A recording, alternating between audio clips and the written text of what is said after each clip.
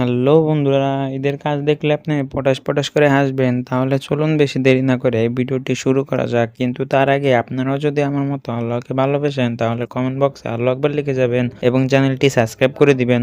Number 1, বান্ধবীরা যখন hockey practice করে।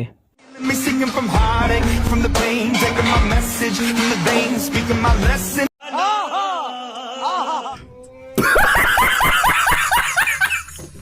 নাম্বার 2, বন্ধু যখন নতুন নতুন সুইমিং পুলে আসে।